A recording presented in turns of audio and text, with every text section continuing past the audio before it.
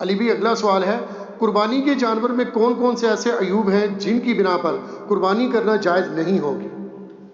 دیکھیں، سب سے بڑا عیب تو یہ ہے کہ وہ دوندا نہیں ہے، تو وہ قربانی نہیں ہوگی۔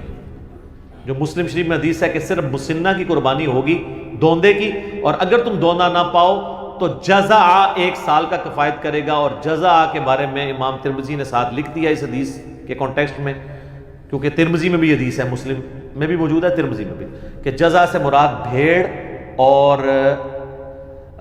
دمبا یا مینڈا آتا ہے، بکری اس میں فال نہیں کرتی، نہ گائے اور اونٹ، تو دوندے کی قربانی ہوگی۔ یہ تو ہوگی ایک بیسک شرط۔ باقی جامع ترمذی، ابو داؤد، نسائی، ابن ماجہ میں کئی ایک احادیث ہیں جن میں نبی علیہ السلام نے فرمایا کہ کسی ایسے جانور کی قربانی نہ کرو جس کے کان کٹے ہوئے ہوں، سینگ ٹوٹا ہوا ہو، اس کے جسم پہ گوشت کم ہو، وہ لاغر ہو، وہ بیمار ہو، کوئی بھی اس کے اندر زہری عیب ہو، لنگڑا ہو۔ یہ سارے الفاظ ابو داؤد، ترمذی، ابن ماجہ، نسائی میں موجود ہیں۔ لنگڑا، سینگ ٹوٹا، لاغر، کانا، آنکھ نکلی ہوئی،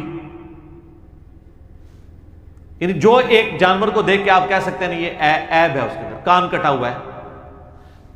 سینگ، بعض اوقات جینون کوئی ایسے بیل ہوتے ہیں جو جن کو ہم مونے بکریاں یا مونے بیل کہتے ہیں، جن کے وہ سینگ نہیں ہوتے، لیکن بعض اوقات ایسا بھی ہوتا ہے کہ ایک کا سینگ ٹوٹ گیا تو دوسرے کو وہ ریتی پھیر کے مونا کر لیتے ہیں۔ وہ ہم نے کسی ایکسپرٹ کو دکھانا ہے کہ یہ سینگ جو ہے یہ جینون مونا ہے یا یہ مونا کسی اسلامی بھائی نے بنا دیا اسے، ٹھیک ہے، کیونکہ ایک سینگ ٹوٹا تھا تو دوسرا بھی توڑ دیا۔ اور اس کے بھی چانسز ہوتے ہیں کہ سینگ ٹوٹا ہوا اور وہ کسی طریقے سے اس کے اوپر کوئی ایڈہیسو لگا کے وقتی طور پہ اس کو جوڑ دیا جائے۔ تو یہ جب آپ یہ سینگوں والی بھی کوئی بھی جانور آپ لیں نا تو اس کو ذرا زور سے پکڑ کے کھینچ لیا کریں، کیونکہ یہ بے شک ایلفی سے بھی جوڑا ہو نا وہ جھٹکا نہیں برداشت کرتی، الا یہ ہے کہ کوئی انجینئر ہو تو وہ اس میں کوئی پیچ فٹ کر دے تو ظاہر ہے وہ تو آپ جتنا 2 بندے بھی کھینچیں گے سینگ نہیں ٹوٹنے لگا، یہ پاسبل ہے۔ یہ جس طرح آپ کو پتا دانت ٹوٹ جائے نا تو ڈرل کر کے نا اس کا وہ فیمیل پورشن نیچے رکھتے ہیں، میل پورشن اوپر سے، اس کو وہ چوڑی کے ساتھ کس دیتے ہیں۔ اگر اس طرح کا کوئی ڈرل کر کے وہ نیچے اس کے کوئی پھنسا دی جائے اس طریقے سے اس کا فیمیل پورشن اور اوپر سے سنگ میں وہ کر کے، تو پھر تو ظاہر آپ کھینچیں گے بھی تو نہیں جائے گا۔ تو بہرحال اس میں تسلی کریں، اس لیول پہ تو خیر بہت کوئی سمجھدار ہوا تو وہ جائے گا، ادروائز زیادہ تر تو وہ جس طریقے سے جوڑتے ہیں تو مونا بکرا ہو یا سینگ والا ہو، دونوں کو چیک ضرور کر لیا کریں کہ یہ عیب جو ہے نا اس کے اندر موجود نہ ہو۔ تو اس طرح کے عیوب جب ہوں گے، کان کٹا ہوا ہوگا، کانا ہوگا، یا اس کی ٹانگ ٹوٹی ہوئی ہوگی، یا لاغر ہوگا، بیمار ہوگا، پھر اس کی قربانی نہیں لگے گی، کیونکہ لن تنالوا البر حتی تنفقوا مما تحبون، تم نیکی کے کبھی بھی اعلیٰ درجے کو نہیں پا سکتے جب تک کہ اپنی پسندیدہ چیزیں اللہ کی راہ میں قربان نہ کر دو۔ پارہ نمبر 4 کا آغاز ہی اسی سے ہو رہا ہے، سورۃ النساء کی آیت ہے۔ تو یہ جناب وہ عیوب ہے۔ اور عیب کے والے سے ایک چیز یہ بھی یاد رکھیے گا، اگر عیب جانور میں بعد میں پیدا ہوا ہے نا تو پھر اس کو عیب نہیں کہا جائے گا۔ مصنف عبدالرزاق کے اندر حدیث ہے کہ عبداللہ ابن زبیر نے ایک کانی اونٹنی دیکھی تو انہوں نے کہا اگر تو یہ کانی جو ہے نا وہ خریدنے کے بعد ہوئی ہے نا پھر تو قربانی کر لو، اور اگر یہ خریدنے سے پہلے کی تھی تو اس کی قربانی کوئی نہیں۔ اس طرح کوئی زخمی ہے، کوئی جانور چھلانگ مار کے ٹانگ توڑ لی ہے اس نے اپنی اور بعد میں زخمی ہوا ہے خریدنے کے بعد، تو اس کی قربانی لگ جائے گی، پہلے سے تھا پھر نہیں۔ ٹھیک ہوگا جی، جزاک اللہ۔ علی بھی اگلا سوال ہے، اگر قربانی کا جانور زخمی ہو جائے، بیمار ہو جائے یا پھر مر جائے تو کیا نیا جانور خریدنا ضروری ہوگا؟ نیا جانور کوئی خریدنا ضروری نہیں ہے، لا یکلف اللہ نفسا الا وسعها۔ آپ نے ظاہر جمع پوجی کے ساتھ یہ سب کچھ کیا، اب وہ ایک قدرتی آفت اللہ کی طرف سے آ گئی ہے تو اب اللہ تعالیٰ آپ کو مجبور نہیں کرتا کہ جی آپ نے ضرور نیا جانور خریدنا ہے۔ ظاہر ہے کہ آپ نے تو اپنی کمٹمنٹ شو کر دی تھی، اور بعض اوقات جانور لینے کے بعد بیمار ہو جاتا ہے، تو اب لینے کے بعد بیمار ہوا ہے اور آپ کسی ایکسپرٹ کو دکھائیں اور وہ کہے کہ یہ قربانی تک نہیں چلے گا، تو اب قربانی سے پہلے اسے ذبح کر لیں تاکہ کم از کم اس کا گوشت تو کھا سکیں، یہ نہ ہو کہ وہ آرام موت مر جائے، وہ آپ کھانے کے قابل بھی نہ رہیں۔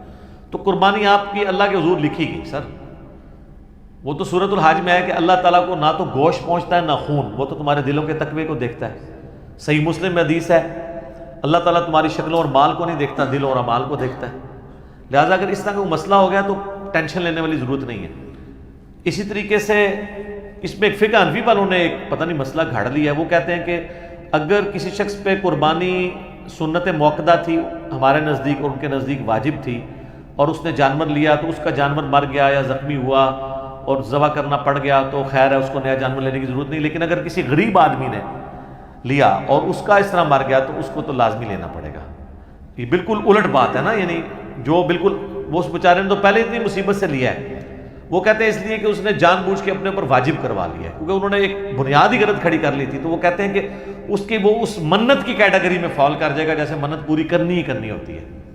تو منت اگر آپ نے پوری کرانی ہے تو منت توڑوا لیں اس سے اور 3 روزے غریب سے رکھوا لیں، کیونکہ بخاری مسلم میں آتا ہے قسم توڑنے کا جو کفارہ ہے وہی منت کا کفارہ ہے. تو وہ بلکہ قرآن میں سورہ المائدہ کی آیت نمبر 89 کے اندر یہ کفارہ ہے. 3 روزے رکھ لے بجائے کہ بیچارہ پھر پیسے جوڑنا شروع کرے. تو یہ بالکل باطل مسئلہ ہے. آپ کی قربانی ہو گئی، ٹھیک ہو گئی. جزاک اللہ. علی بھی اگلا سوال ہے، عموماً اہل سنت کے ہاں خصی جانور یعنی سیکشول ڈسیبل کی قربانی بڑے شوق سے کی جاتی ہے، جبکہ اہل تشیع ایسے جانور کی قربانی کو حرام سمجھتے ہیں. بلکہ اہل حدیث کا ایک فرقہ جماعت المسلمین بھی خصی جانور کی قربانی کو جائز نہیں سمجھتا. اس حوالے سے آپ کا کیا موقف ہے؟ دیکھیں، خصی جانور کے بارے میں یہ جو موقف ہے نا اہل تشیع کی طرف جو منسوب کیا گیا کہ وہ اس کو حرام سمجھتے ہیں، تو یہ ایک مت ہے جو ان کی پبلک کے اندر بھی ہے. آپ محقق شیعہ علماء سے پوچھیں تو شیعہ علماء کے اندر ان کے پرانے بزرگوں میں بھی 2 رائے پائی جاتی ہیں. ایک مطلقاً خصی جانور کی قربانی کو حلال سمجھتے ہیں، دوسرے جو ہیں اسے حرام کی کیٹیگری میں نہیں سمجھتے، وہ کہتے ہیں پریفریبل ہے کہ نہ کیا جائے. لیکن آپ کو پتہ ہے جب یہ معاملات آگے چلتے ہیں نا تو پھر زیادہ سختی آنا شروع ہو جاتی ہے دونوں طرف سے. اور اب یہ ہے کہ شیعہ کی منڈیاں زیادہ لگی ہوئی ہیں، جیسے وہ کہتے ہیں شیعہ مچھی شیعہ جانور، اور وہاں پہ خصی جانور کھڑے ہوئے ہوتے ہیں. حالانکہ آپ شیعہ علماء سے میں نے باقاعدہ اس کے اوپر پوری ڈیبیٹ کی ہے، وہ کہتے ہیں نہیں ہمارا یہ کیٹیگوریکل موقف نہیں ہے، ہمارے ہاں 2 اقوال ہیں. اور جو دوسرے لوگ ہیں نا جو خصی کی جانور کی قربانی کو جائز نہیں سمجھتے، وہ حرام کی کیٹیگری میں نہیں سمجھتے ہیں. وہ فتویٰ نہیں لگاتے کہ آپ کی ہوگی نہیں، وہ کہتے ہیں کہ بہتر ہے کہ یہ نہ ہو. جماعت المسلمین والے تو خیر بہت سخت ہیں، اہل حدیث کا یہ ایک ٹوٹا ہوا ایک سب سیکٹ آپ کہہ لیں، اور وہ کہتے ہیں چونکہ یہ بھی ایک عیب ہے جو جانور کے اندر موجود ہے. وہ کہتے ہیں انسان میں اگر یہ عیب ہو، خصی ہونا، سیکچولی ڈسیبل، تو یہ عیب ہے تو جانور میں کیوں نہیں ہے؟ یہ وہ لاجک پیش کرتے ہیں. دیکھیں اس معاملے میں میرا موقف پہلے کافی سخت تھا، لیکن میں نے ان 5-7 سالوں میں کافی اس کے اوپر ایمفسائز کیا ہے، تو میں اس رزلٹ پہ پہنچا ہوں کہ اس میں آپ کو سختی نہیں کرنی چاہیے. اگرچہ جب میرا سخت بھی موقف تھا نا تو میں نے اس وقت بھی کہا تھا کہ اگر کوئی قربانی دیتا ہے ہم اس پہ فتویٰ نہیں لگاتے، نہ اسے یہ کہتے ہیں کہ اس کی قربانی نہیں ہوگی. یہ اکتوبر 2012 میں میرا مسئلہ 52 ریکارڈ ہوا تھا. اللہ کا شکر ہے کہ میں جب کبھی بھی اجتہادی مسائل پہ بولتا ہوں نا تو میں اپنے لیے ایک راستہ ضرور باقی رکھتا ہوں، کیونکہ مسئلہ اجتہادی ہوتا ہے نا، نس قطعی تو نہیں ہوتا. تو بعد میں جب مجھے کبھی کسی موقف میں ڈھیلا موقف اڈاپٹ کرنا پڑے تو میرے لیے کوئی مسئلہ نہیں ہوتا، کیونکہ میں نے پہلے بھی کوئی سخت موقف نہیں اڈاپٹ کیا ہوتا. جیسے امام کے پیچھے فاتحہ کا مسئلہ ہے، میں نے اتنے شد و مت سے بیان کیا تھا، اس وقت بھی کہا تھا کہ جہری نمازوں میں جو امام کے پیچھے فاتحہ نہیں پڑھتے تو میں یہ نہیں کہتا ان کی نماز نہیں ہوتی ہے.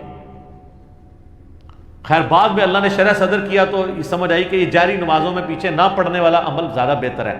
تو مجھے ویڈیو ریکارڈ کراتے ہوئے بھی کوئی مسئلہ نہیں ہو رہا تھا، میں نے پہلے اس کو حلال حرام کا مسئلہ بھی نہیں بنایا تھا. خصی کے معاملے میں بھی یہی ہے. پہلے تو آپ اس کو سمجھ لیں کہ یہ خصی جانور کو عیب کے طور پر جن لوگوں نے دلیل کے طور پر پیش کیا ہے تو اس کی اصل دلیل تو ہے قرآن حکیم میں، سورہ نساء کی آیت نمبر 119، جس میں آتا ہے کہ شیطان نے کہا تھا کہ میں لوگوں کو ابھاروں گا کہ یہ جانوروں کے چیریں گے، بتوں کے نام پہ چھوڑتے تھے. اس میں آگے الفاظ ہیں وَلَآمُرَنَّهُمْ فَلَيُغَيِّرُنَّ خَلْقَ اللَّهِ، میں انہیں ضرور ابھاروں گا کہ تیری بنائی ہوئی تخلیق کو یہ بدلیں گے. تخلیق بدلنے میں ہر وہ کام داخل ہے جو نیچر کو آپ ہٹ کے کوئی کام کرتے ہیں، چاہے وہ کان چیر دیں، چاہے وہ آپ سینگ توڑ دیں کسی کا، ٹھیک ہے. اور اسی کیٹیگری میں تفسیر طبری جو اہل سنت کی پہلی تفسیر ہے ابن جریر طبری کی، انہوں نے اسی آیت کے کانٹیکسٹ میں لکھا ہے صحیح سند کے ساتھ کہ انس ابن مالک کہا کرتے تھے، ابو صحابی رسول ہیں، سنی شیعہ سے بلند ہیں وہ، کہ جانور کو خصی کرنا اس کی تخلیق کو بدلنا ہے. مصنف عبد الرزاق میں، المصنف ابن ابی شیبہ میں، سنن الکبری البیہقی میں. سر ان 3 کتابوں کے نام یہ رٹ لیں. یہ 3 کتابیں جس میں آپ کو صحابہ اور تابعین کے اعمال اور افعال مل جائیں گے. مصنف تو کہتے ہی اس کو ہے جس میں کثرت کے ساتھ صحابہ اور تابعین کے ہو. مصنف ابن ابی شیبہ، مصنف عبد الرزاق اور سنن الکبری البیہقی. اس میں آپ کو کئی تابعین کا ملے گا کہ وہ جانور کو خصی کرنے کو حرام سمجھتے تھے، اور کئی کہتے تھے یہ جواز کی حد تک ٹھیک ہے. امام احمد بن حنبل سے مسائل احمد ان کی کتاب ہے جس میں ان کے فتاوی ہیں، ان سے پوچھا گیا تو وہ کہتے ہیں میں اللہ سے امید کرتا ہوں کہ خصی جانور کی قربانی درست ہوگی. وہ بھی کانفیڈنس سے نہیں کہتے. رہے ہمارے اہل سنت میں تو وہ ایک حدیث کو لے کے پھر رہے ہیں جو سنن ابی داؤد میں، اور روایت تو ضعیف ہے کہ نبی صلی اللہ علیہ وآلہ وسلم نے 2 چتکبرے سینگوں والے مینڈے، کالا چٹا یعنی ان کے اوپر وہ بنے ہوئے تھے نشانات، وہ قربان کیے جو خصی بھی تھے. یہ ابو داؤد میں حدیث ہے. اس کا ایک حصہ تو صحیح مسلم میں ہے کہ آپ علیہ السلام نے 2 چتکبرے مینڈے سینگوں والے قربان کیے، اور آپ نے ان کو پہلو کے بل لٹا کے ان پہ پاؤں رکھ کے بسم اللہ واللہ اکبر تکبیر پڑھ کے ان کو ذبح کیا. اور مسلم شریف میں الفاظ ہیں، آپ نے ساتھ یہ بھی کہا اللہم تقبل من محمد و آل محمد و امت محمد، اے اللہ اسے قبول کر لے محمد، آل محمد اور امت محمد کی طرف سے صلی اللہ علیہ وآلہ وسلم اجمعین. تو اس حدیث کہ یہ الفاظ تو بخاری مسلم میں، یہ حدیث ابو داؤد میں آتی ہے نا، اس میں خصی کے الفاظ بھی ہیں کہ 2 سینگوں والے چتکبرے اور خصی، لیکن وہ روایت ضعیف ہے. اس میں محمد بن اسحاق مدلس ہیں اور ان سے روایت کر رہے ہیں اور سما کی تصریح نہیں ہے. اس لیے یہ حدیث مشکات میں جب آئی ہے نا، 1461 نمبر ہے مشکات میں، 1461. اس کے فٹ نوٹ پہ شیخ زبیر صاحب نے لکھا ہے اس حدیث کے کانٹیکسٹ میں کہ یہ حدیث جو ہے وہ ضعیف ہے خصی والے الفاظ کے ساتھ، باقی سارے الفاظ ثابت ہیں. لہذا وہ زبیر صاحب کا جو پرانا کوئی حکم کہ یہ ابو داؤد میں لگا ہوا تھا نا، تو اس کو آپ چینج سمجھیں. وہ انوار الصحیفہ کے اندر جو سنن اربعہ کی تحکیم ہے اس میں بھی انہوں نے اس کو ضعیف کہا ہے. تو یہ حدیث تو ہے ضعیف. اب یہ محمد بن اسحاق تو مشہور مدلس ہے، اور اہل حدیث کے ہاں تو یہ مدلس ہونے کی وجہ سے ان کی روایت جو ہے ضعیف ہے، جو مسلم کے مقدمے میں ہے کہ مدلس کی ان والی روایت سما کی تصریح کے بغیر ضعیف ہے. رہے حنفی تو حنفیوں کے ہاں تو محمد بن اسحاق ویسے ہی ضعیف راوی ہے. وہ کہتے ہیں صرف اس کی تاریخ میں باتیں لی جائیں گی کیونکہ امام المغازی ہے. سیرت ابن اسحاق پہلی سیرت کی کتاب یہی لکھی گئی ہے، انہوں نے ہی لکھی ہے. یہ تابعی ہیں، انس بن مالک کے شاگرد ہیں. سیرت ابن شام اس کی تلخیص کی گئی ہے بعد میں امام ابن شام نے. وہ جو فاتحہ خلف الامام والی حدیث ہے نا ابو داؤد کی کہ فجر کی نماز میں بھی صحابہ پیچھے پڑھ رہے تھے تو آپ فرمایا صرف فاتحہ پڑھو، اس حدیث کو تو صحیح کہتے ہیں اہل حدیث. تو اس وقت حنفی ان کو یہ جواب دیتے ہیں کہ اس میں محمد بن اسحاق ہے اور وہ ضعیف راوی ہے، اور خود یہ خصی والی حدیث جو ہے محمد بن اسحاق والی پیش کر رہے ہیں. دیکھا ہے آپ نے 2 نمبری، یہی 2 نمبری اس میں کی بھی ہے جو ابو داؤد میں حدیث ہے نا کہ عبداللہ بن عمر بن عاص جن کو وہ دعا یاد نہیں ہوتی تھی ان کے گلے میں تختی لٹکا دیتے تھے. تو وہ تقی عثمانی صاحب بھی بیان کر رہے تھے، میں نے کہا تھا سر اس کو دیکھ لیں، پہلے تو آپ نے نام ہی غلط لیا ہے، عبداللہ بن عمر نہیں ہے، عبداللہ بن عمر بن عاص جس کو اردو میں عمرو لکھا جاتا ہے. اور دوسرا یہ ہے کہ اس میں تو محمد بن اسحاق ہے جو آپ کے نزدیک ضعیف ہے، تو آپ یہ روایت کس طرح آگے بیان کر رہے ہیں کہ تعویذ لٹکاؤ گلے کے اندر. تو محمد بن اسحاق مدلس ہیں، ان سے روایت کر رہے ہیں، لہذا یہ روایت ہوگی ضعیف. اور اس کو اہل حدیث کہیں پیش ہی نہ کریں آپ کہ وہی خصی جانور قربانی کی، خصی جانور کی قربانی کی. اسی وجہ سے جماعت المسلمین والوں کا یہ موقف ہے کہ خصی جانور قربانی نہ کی جائے. اب یہ خصی جانور کا مسئلہ جو کر رہے ہیں ان کا مسئلہ بھی ٹوٹل اجتہاد پہ کھڑا ہوا ہے، نہ کرنے والوں کا بھی اجتہاد پہ کھڑا ہوا. تو جب مسئلہ اجتہادی ہے تو پھر یہ نص نہ رہی. البتہ جو نہ کرنے والے ہیں وہ نص سے اس کو دلیل ضرور پکڑتے ہیں، والا آمرنہم فلیغیرن خلق اللہ. اس کا جواب جو خصی کی جائز سمجھتے ہیں نا وہ بڑا زبردست جواب دیتے ہیں. اور میں سمجھتا ہوں کہ مولانا اسحاق صاحب رحمہ اللہ تعالیٰ نے اس مسئلے کو کافی حد تک حل کیا.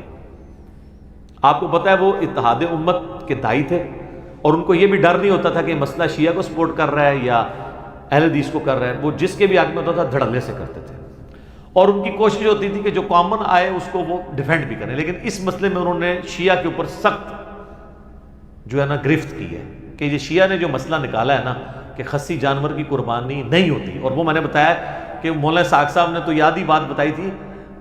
پوری بات یہ ہے کہ شیعہ میں بھی سب کا یہ موقف نہیں ہے, دو گروہ ہیں.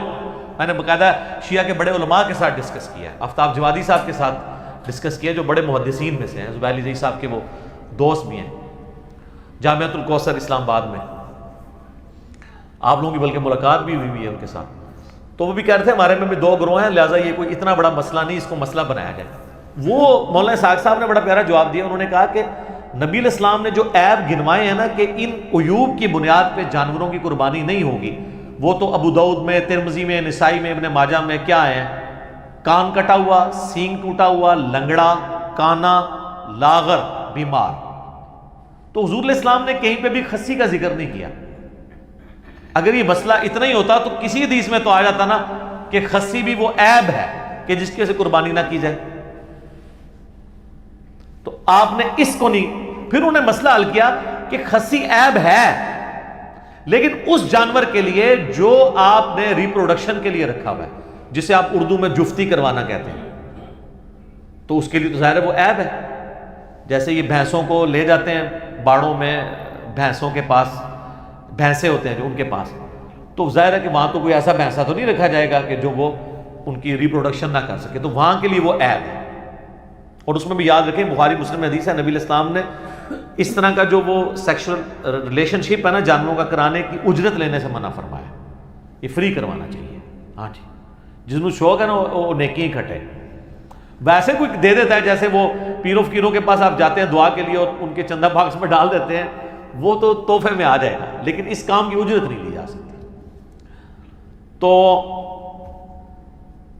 یہ مسئلہ اس کیس میں تو یہ عیب ہے.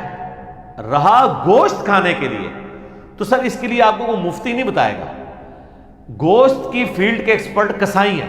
جیسے میں کہتا ہوں کہ آپ نے ایمبریولوجی کا مسئلہ پوچھنا ہے تو ڈاکٹر سے پوچھیں گے, جیولوجی کا پوچھنا ہے تو جیولوجسٹ سے پوچھیں گے.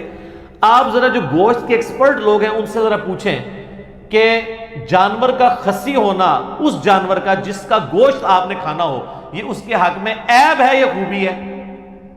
تو آپ کو بتائے گا کہ خوبی ہے, کیونکہ اس کی وجہ سے جانور موٹا تازہ ہو جاتا ہے. تو شریعت کو لاغر جانور مطلوب ہے قربانی کے لیے گوشت کھانے کے اعتبار سے, یا موٹا. اچھا, باقی آپ کو پتا ہے کہ وہ جو جس کو آنڈل بکرا یہ کہتے ہیں, یعنی نان خصی جو بکرا ہوتا ہے, عام بکرا, اس کے گوشت کا بھی وہ کہتے ہیں کہ اسمیل وغیرہ کا ایشو ہے. خیر وہ آج کل وہ بھی ٹیکے آ گئے, اور ٹیکے لگا دیتے ہیں, اسمیل ویسے ہی مر جاتی ہے, وہ ایشو اب چھوٹا رہ گیا. تو اس اعتبار سے اگر دیکھا جائے تو خصی ہونا قربانی کے جانور کے لیے, لیکن یہ مسئلہ میں اجتہاداً بتا رہا ہوں. آپ جس جعلی روایت کو لے کے چل رہے ہیں نا کہ یہ سنت ہے, وہ تو بالکل غلط ہے. وہ ابو داؤد والی روایت ضعیف ہے, محمد بن اسحاق کی تدلیس ہے. مشکات میں 1461 نمبر 1461 مشکات میں فٹ نوٹ پہ آپ دیکھ لیں, کیونکہ میرے اوپر بھی انہوں نے ہنگامہ کھڑا کیا کہ یہ کہتا ہے حدیث ضعیف ہے.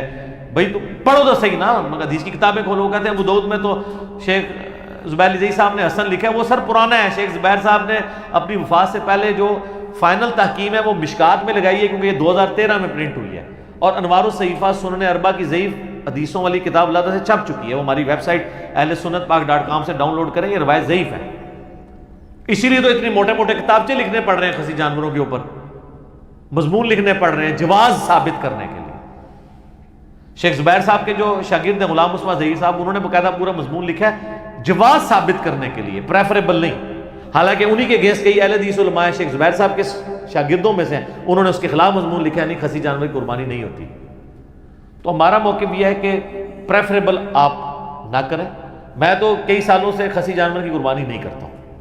میں کہتا ہوں چلے, ویسے یہ بھی ویسے مشہور غلطی ہوا ہے, آنڈل بکرے بھی بڑے موٹے تازے مل جاتے ہیں, یہ نہیں ہے کہ وہ مرے ہوئے ہوتے ہیں.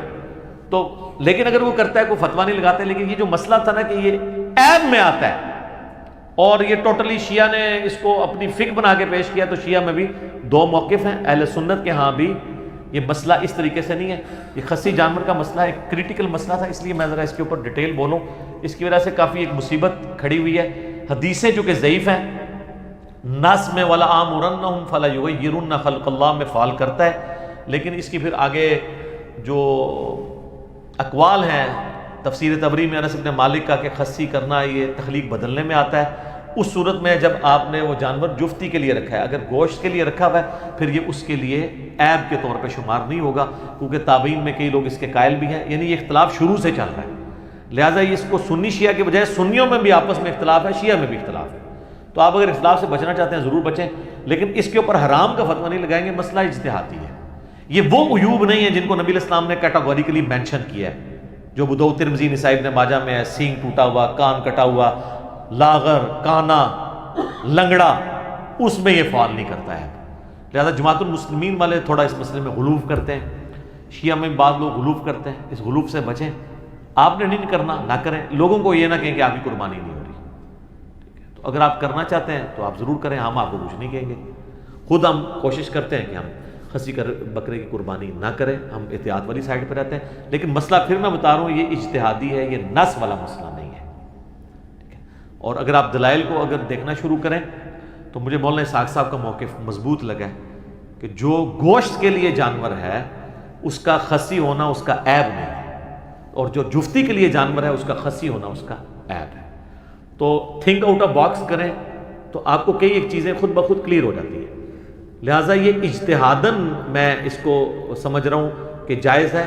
نص جو ہے نا وہ روایت ابو داؤد والی کمزور ہے، آپ جہاں سے مرضی لیں وہ روایت کمزور ہے، اس کی جتنی اسناد ہے سب میں محمد بن اسحاق مدلس ہیں اور ان سے روایت کر رہے ہیں، تو اس کی بنیاد پہ نہیں بلکہ تابعین میں سے کچھ لوگوں کی بنیاد پہ اور باقی دلائل کو دیکھنے کے بعد یعنی اس کا جواز موجود ہے۔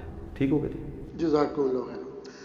علی بھی اگلا سوال ہے، عید قربان کی قربانی کا وقت کب سٹارٹ ہوتا ہے اور کیا رات کے وقت قربانی کرنا بھی درست ہے؟ رات کے وقت کیوں نہیں کر سکتے؟ عموماً قصائی اس وقت نہیں آتے ہیں، ظاہر ہے پورا دن بیچارے قربانی کر کے تھک گئے ہوتے ہیں، تو کدھر رات کو آئیں گے؟ اس لیے ایک مت ہے۔ پھر رات کو کریں گے بھی تو آپ لوگوں کے دروازے توڑ کے تو ان کو جا کے گوشت نہیں بانٹیں گے، صبح تک تو اتنا گوشت سنبھال نہیں سکتے، وہ خراب ہو جائے گا، اس لیے رات کو قربانی نہیں کی جاتی۔ حرام اسے کوئی بھی نہیں سمجھتا۔ وقت شروع ہونے کا شیعہ کے ہاں تو فجر کے وقت ہی شروع کر دیتے ہیں۔ بخاری مسلم میں بہرحال حدیثیں یہ ہیں کہ نبی علیہ السلام نے فرمایا جس نے نماز عید سے پہلے قربانی کی اس نے قربانی گوشت کے لیے کی، وہ اللہ کے حضور قربانی نہیں لکھی جائے گی۔ قربانی وہی ہے جو بندہ عید کے بعد کرے۔ بلکہ بخاری مسلم میں ایک حدیث ہے کہ ایک صحابی نے پہلے کر لی تھی تو آپ علیہ السلام فرمایا کہ وہ گوشت تم ضرور کھاؤ، لیکن اگر تم نے اللہ کے لیے جو قربانی عید قربان والی قربانی ہے وہ تم دوبارہ آپ کرو، کیونکہ تمہاری وہ والی قربانی اس میں شمار نہیں۔ ظاہر ہے شروع میں لوگ اس چیز کو لرن کر رہے تھے، تو وقت اس کا شروع ہوگا عید قربان کی جو نماز آپ عید الاضحیٰ کی پڑھتے ہیں اس کے فوراً بعد شروع ہو جائے گا، اور پھر 3 دن تک ہے، 10، 11، 12 کی مغرب سے پہلے پہلے آپ کر سکتے ہیں، اور یہاں پہ سٹارٹ ہوگا عید کی نماز کے بعد آپ اس کو سٹارٹ کر سکتے ہیں۔ باقی یہ ضروری نہیں ہے کہ آپ نے اگر عید نہیں پڑھی ہوئی تو آپ اپنا جانور قربان نہیں کر سکتے۔ عید کی نماز ویسے ہی سنت ہے، یہ واجب تو ہے نہیں ہے، خام خواہ دھکے سے کوئی واجب بنا دے لادا بات ہے۔ تو اگر آپ نے عید کی نماز نہیں پڑھی ہوئی لیکن عامت المسلمین نے نماز پڑھ لی ہے اور کسی ایک جگہ پہ ہو گئی ہے اور اس کے بعد آپ جانور گرا لیتے ہیں، تو چاہے آپ نے پڑھی یا نہیں پڑھی آپ کا جانور وہ قربانی میں ہی شمار ہوگا، اس میں کوئی مسئلہ نہیں ہے، اور وہ بھی 3 دن کے اندر اندر آپ کو قربان کرنا ہوگا، 10، 11، 12 اور 12 کی مغرب سے پہلے پہلے۔ ٹھیک ہو گیا؟ جزاکم اللہ خیر۔ علی بھی اگلا سوال ہے، قربانی کے دن کتنے ہوتے ہیں، 3 یا 4؟ عموماً اہل حدیث مکتبہ فکر کے لوگ چوتھے دن قربانی کو جائز سمجھتے ہیں کیونکہ ان کے نزدیک ایام تشریق سب کے سب قربانی اور کھانے پینے کے دن ہیں۔ دیکھیں یہ جہاں تک بات ہے نا کہ ایام تشریق کھانے پینے کے دن ہے، یہ تو حدیث ہے بخاری مسلم میں کہ ایام تشریق کھانے پینے کے دن ہے۔ تشریق عربی میں کہا جاتا ہے دھوپ میں گوشت کو خشک کرنا۔ پرانے زمانوں میں آپ کو پتہ ہے فریزر اور فریج والا کنسیپٹ تو نہیں تھا، نہ ہے تھے، تو لوگ گوشت کو سٹور کرتے تھے، اسے دھوپ میں خشک کر لیتے تھے، اس کی وہ باریک باریک نا کاٹ کے نا آپ سمجھ لیں چھوٹے چھوٹے ٹکڑے جو باریک ہوتے تھے وہ خشک کر لیتے تھے، وہ 5-6 مہینے تک آپ اس کو جب بھی پکائیں وہ تازے کا تازہ ہے، جس طرح آپ نے فریج میں سٹور کیا ہوا ہے، کیونکہ پھر اس میں بیکٹیریا نہیں پڑتا۔ جس طرح کہ آپ اچار کو آئل کے اندر سٹور کر لیتے ہیں، اگر آپ نے پانی ریموو کیا ہو اور اس میں آئل میں ڈال دیں، جناب 1000 سال تک بھی اگر سرسوں کے تیل میں کوئی چیز پڑی ہے نا اس کو کچھ نہیں ہونا۔ اس لیے پرانے زمانے میں جب لوگ سفر کرتے تھے تو وہ ایک دم سالن نہ بن سکے تو وہ اچار ان کے پاس ہوتا، فوراً ڈلی رکھی ہو کھا لی، اس طریقے سے ان کے لیے آسانی رہتی تھی۔ تو یہ ایام تشریق کہا جاتا تھا ان 3 دنوں کو، 11، 12 اور 13 کو، اور یوم النحر آپ ملا لیں وہ جو پہلا عید الاضحیٰ کا دن ہے 10 ذوالحجہ کا دن، یہ مسند احمد میں حدیث ہے کہ یہ ایام تشریق سارے قربانی کے دن ہیں، اور یہ دارالاسلام والوں نے ایک کتاب باقاعدہ چھاپی ہے، اس میں انہوں نے خود مانا ہے کہ یہ روایت کمزور ہے۔ ایک سند اس کی سنن الکبریٰ البیہقی میں بھی موجود ہے، وہ بھی جبیر بن مطعم سے ہے، اور یہ بھی جبیر بن مطعم سے ہے، صحابی رسول رضی اللہ تعالیٰ عنہ۔ لیکن دونوں میں الگ الگ جو تابعین روایت بیان کر رہے ہیں، دونوں کی ملاقات جبیر ابن مطعم سے ان کے سماع ثابت نہیں، یہ مرسل روایت ہے، چھوٹا ہوا واسطہ ہے۔ شیخ زبیر لزئی صاحب رحمہ اللہ تعالیٰ نے 44 نمبر جو الحدیث رسالہ ہے اس میں باقاعدہ مضمون لکھا، اور انہوں نے مجھے خود بتایا کہ یہ مضمون لکھ کے میں نے آلموسٹ 8 مہینے تک چھاپا ہی نہیں ہے، اور سارے اہل حدیث علماء کو بھجوایا کہ میں یہ بم پھاڑنے لگوں علمی کہ یہ چوتھے دن قربانی جائز نہیں ہے، اگر آپ کے پاس اس کا جواب ہے تو مجھے بتائیں۔ اب ظاہر ہے ان کے لیول میں کون کو جواب دے سکتا تھا، پھر انہوں نے پرنٹ بھی کر دیا، جب پرنٹ کیا تو سارے پھر کہنے لگے ان کا تفرد ہے تفرد ہے۔ تفرد تو چھوڑو، گل کرو، امت کا اتفاق ہے، اہل سنت اہل تشیع دونوں کا اتفاق ہے کہ قربانی کے 3 دن ہیں، صرف امام شافعی اختلاف کرتے ہیں اس مسئلے میں، اور چند ایک تابعین ہیں، وہ امت کی مین سٹریم سے ہٹ کے ان کا ایک موقف ہے، باقی تو سب مانتے ہیں کہ 3 دن ہے، اور اس میں بھی افضل پہلا دن ہے۔ ہمارے پاس سب سے بڑی وہ دلیل ہے الموطا امام مالک جو حدیث کی پہلی کتاب ہے، اس میں گولڈن چینز ہے، امام مالک نے امام نافع سے سنا ہے اور نافع نے عبداللہ بن عمر سے کہ قربانی عید کے بعد 2 دن تک درست ہے۔ یہ قربانی کے 3 دن ہے، عید کا ایک ہی دن ہوتا ہے۔ ابو داؤد میں حدیث ہے، نبی علیہ السلام جب ہجرت کر کے مدینہ شریف آئے تو انصار مدینہ 2 دن خوشی کے منایا کرتے تھے، تو نبی علیہ السلام نے فرمایا اللہ نے اس کے بدلے تمہیں 2 خوشی کے دن دے دیے ہیں عید کے دن، ایک یکم شوال جسے ہم چھوٹی عید کہتے ہیں یا عید الفطر، اور دوسری عید الاضحیٰ جو 10 ذوالحجہ کو منائی جاتی ہے۔ اس لیے نماز 10 ذوالحجہ کو ہوتی، 11-12 کو تو نہیں ہوتی، عید کے 2 ہی دن۔ اور بخاری مسلم میں حدیث ہے کہ عید کے جو 2 دن ہیں ان میں روزہ رکھنا منع ہے، آپ نہیں رکھ سکتے۔ تو یہ عید کے 2 دن اللہ تعالیٰ نے مسلمانوں کو گفٹ کے طور پہ دیے۔ چھوٹی عید بڑی عید ہم اس کو ایک عرف میں کہتے ہیں، اس کے علاوہ بھی استعمال ہوتا ہے میٹھی عید اور نمکین عید، تو یہ سارے عرف کے ہیں، تو اس کے لیے آپ کوئی بھی ایک رکھ سکتے ہیں۔ بڑی عید ظاہر ہم اس لیے کہتے ہیں کہ سنت ابراہیمی کی یاد، اور بڑی اس لیے بھی ہے کہ ایک حج جو مسلمانوں کا ایک بڑا رکن ہے اس کے اوپر ڈپینڈنٹ ہے، اور پھر یہ کئی ایک چیزیں ہیں جو واقعی جس نے بھی یہ نام رکھا ہے یا امت میں چلا ہے، امت نے اس کو پسند کیا تو اس میں کوئی حرج نہیں ہے۔ باقی آ جائیں اس کی طرف، تو وہ امام نافع عبداللہ بن عمر سے نقل کرتے ہیں، موطا امام مالک میں آپ ذرا چیپٹر کھول لیں قربانی کا، کہ عید کے بعد 2 دن تک قربانی درست ہے۔ تو عید ہو گیا 10 ذوالحجہ، 2 دن کون سے ہوئے؟ 11 اور 12، ٹھیک ہو گیا۔ پھر امام مالک آگے لے کے آئے ہیں کہ مجھے مولا علی علیہ السلام سے بھی یہ روایت پہنچی ہے کہ وہ بھی یہ کہتے ہیں کہ عید کے بعد 2 دن تک قربانی درست ہے، لیکن چونکہ یہ مرسل روایت ہے، امام مالک اور مولا علی میں انہوں نے اپنی سند نہیں بیان کی، لیکن اس کی صحیح سند احکام القرآن امام طحاوی کی کتاب میں ہے، وہ شیخ زبیر صاحب نے پوری سند نقل کی ہے کہ مولا علی کہتے ہیں کہ قربانی عید کے بعد 2 دن ہے، بلکہ پھر ابن عباس کا قول بھی ہے امام طحاوی کی کتاب کے اندر۔ امام طحاوی المتوفیٰ 321 ہجری، یہ بڑے محدث ہیں، حنفی تو بہت ان کو مانتے ہیں، اور وہ کہتے ہیں کہ ابن عباس کہتے ہیں کہ عید کے بعد 2 دن تک قربانی درست ہے، اور افضل پہلا دن۔ تو افضل کون سا ہوا؟ پہلا دن، نبی علیہ السلام کی بھی سنت پہلا دن۔ تو جب افضل پہلا دن ہے تو چوتھے دن تک اسے گھسیٹ کے لے کے جانا ویسے ہی غلط ہے، اور پھر یہ چیخنا کہ ہم مردہ سنت زندہ کر رہے ہیں۔ پہلے تو ثابت کریں کہ نبی علیہ السلام نے تیسرے دن بھی خود قربانی کی ہو، تو پھر آپ اس کو سنت کہیں، چوتھا دن تو ہے ہی نہیں ہے، سنت تو پہلے دن ہے، ٹھیک ہے۔ اور مردہ سنت بھی یہی رہ گئی ہے، 4 دن تک اونٹ کھڑا رکھتے ہیں اور پھر جا کے چوتھے دن جناب کر کے تو سب کو ایک میسج دینے کی کوشش کرتے ہیں۔ تو سر اس سے بڑی بڑی سنتیں مردہ ہوئی ہوئی ہیں، سب سے بڑی سنت جو مردہ ہوئی ہوئی ہے سر ڈھانپنے کی اہل حدیث کے ہاں، وہ تو کوئی زندہ نہیں کر رہا کہ ہاں جی اس دفعہ ہم جو ہے وہ عید کے جو یوم النہر کے 3 دن جو ہے وہ پگڑی باندھیں گے سارے علماء، گالی ختم۔ ایون شیعہ اور اہل حدیث نے تو اپنی نشانی بنائی ہوئی ہے کہ ننگے سر رہتے ہیں، تو کلچرل نشانیاں بنائی ہوئی ہیں، وہ سنت کو تو ہم ہی بیچ میں نام لے رہے ہوتے ہیں۔ جیسے ہمارے سیاسی لیڈر بھی کہتے ہیں کہ وہ امت کے وسیع تر مفاد کے اندر اور قوم کے وسیع تر مفاد میں، وہ سارا مفاد اپنا ہوتا ہے سب۔ تو یہ قربانی کے 3 دن ہے، چوتھے دن والی روایت کمزور ہے۔ اور آپ کو مزے کی بات کروں، امام ولی الدین تبریزی جنہوں نے مشکات لکھی ہے یہ شافعی تھے. قربانی کا چیپٹر کھولیں, انہوں نے چوتھے دن قربانی والی روایت لی نہیں ہے, حالانکہ یہ مسند احمد سے حدیثیں لیتے ہیں, سنن الکبری البیہقی سے بھی حدیثیں یہ لیتے ہیں. مسند احمد سے تو انہوں نے سینکڑوں حدیثیں لی ہیں.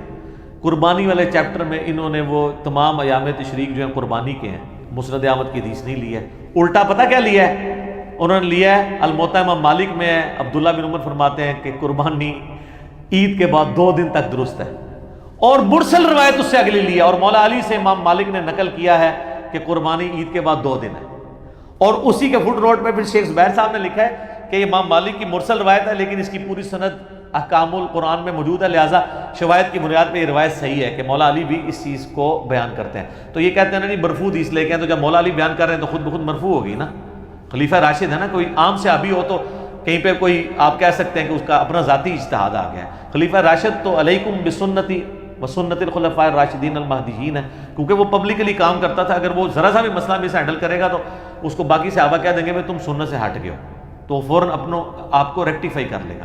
اس لیے ہم کہتے ہیں صحابہ کا اجماع حجت ہے, اور خلفاء راشدین کی سنت وہ سنت جس سے وہ ریورس نہ ہوئے ہوں, کبھی کوئی بات کر کے انہوں واپس نہ لیو, اس سنت کے بارے میں تو جاری ہو تو وہ سنت ہے, اور اجماع امت میں تواتر کے اندر شامل ہے تو وہ حجت ہوگی.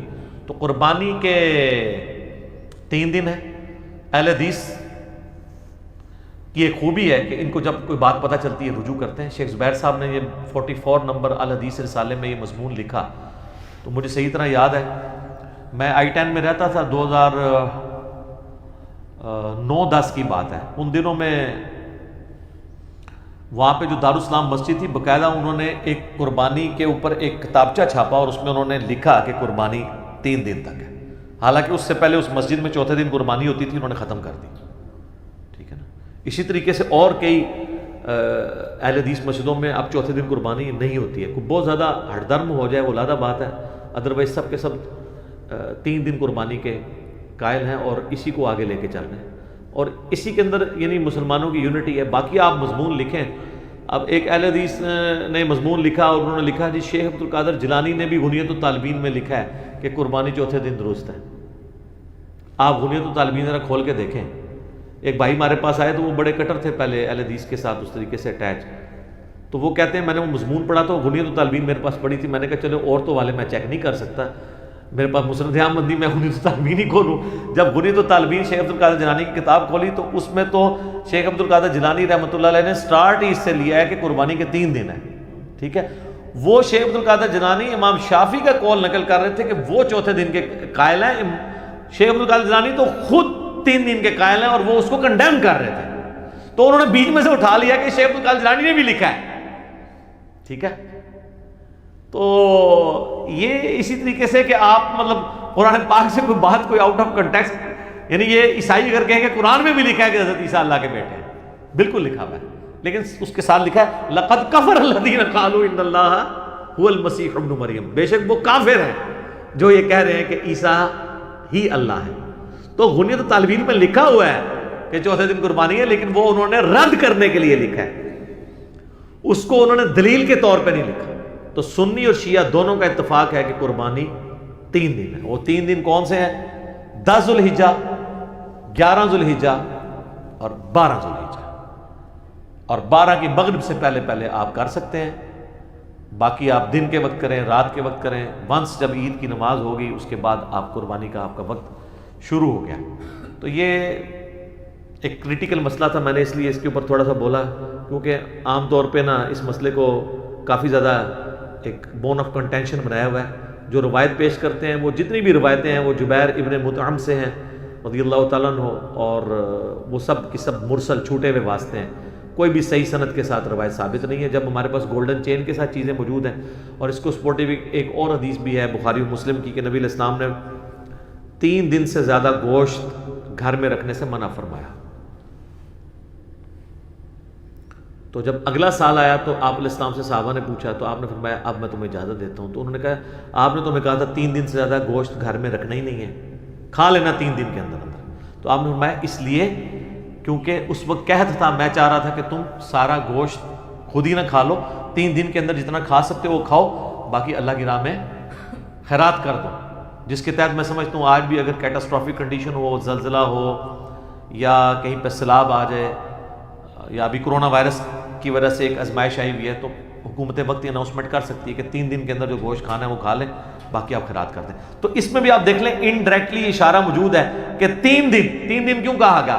وہ قربانی کے 3 دن ہوتے ہیں، ورنہ تو کہا جاتا ہے کہ 4 دن تک۔ 3 دن تو مجبوری ہے نا، ایک بندہ تیسرے دن قربانی کر رہا ہے تو اس دن تو وہ گوشت کھائے گا نا، تو ورنہ یہاں ہوتا ہے کہ 4 دن تک گوشت رکھو اور اس کے بعد۔ تو بخاری مسلم میں بھی اشارہ ہے، اور زبیر عزیز صاحب کو میں نے اس پہ میں نے کہا تھا جی ویل ڈن، آپ کا دماغ بڑا صحیح جگہ پہنچا ہے۔ انہوں نے باقاعدہ اس کو دلیل کے طور پہ پیش کیا کہ میری یہ دلیل بنتی ہے کہ 3 دن قربانی جو ہے نا وہ بخاری مسلم میں بھی اشارہ ملتا ہے اور واقعی وہ فٹ اینڈ بیٹھتا ہے۔